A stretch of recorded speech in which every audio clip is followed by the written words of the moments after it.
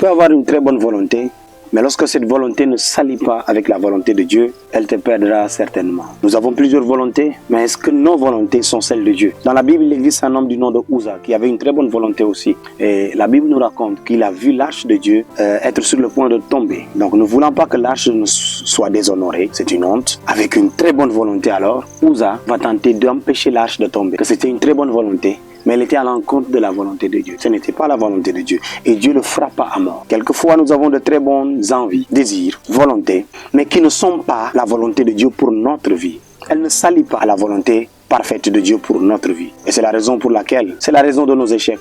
Si cette entreprise n'est pas la volonté de Dieu, elle tombera en faillite. Si ce travail n'est pas la volonté de Dieu, tu le perdras. Si ce mariage n'est pas de la volonté de Dieu, tu finiras par d'être divorcé. Si Dieu t'appelle à l'œuvre de Dieu et que tu refuses cette volonté pour aller faire autre chose, tout ce que tu feras échouera. C'est pour cela, dans toute chose, nous devons demander quelle est la volonté de Dieu par rapport à cette chose, à ceci, à cela, par rapport à nos désirs avant de nous engager dans n'importe quelle chose, dans n'importe quel domaine. Nous devons chercher à connaître la volonté de Dieu. Pour cela, je t'invite à prier afin que Dieu te mette sur le bon chemin, sur les choses qui sont conformes à sa volonté, qui s'allient à sa volonté pour ta vie, pour ton avenir, pour ton futur. Que Dieu vous bénisse.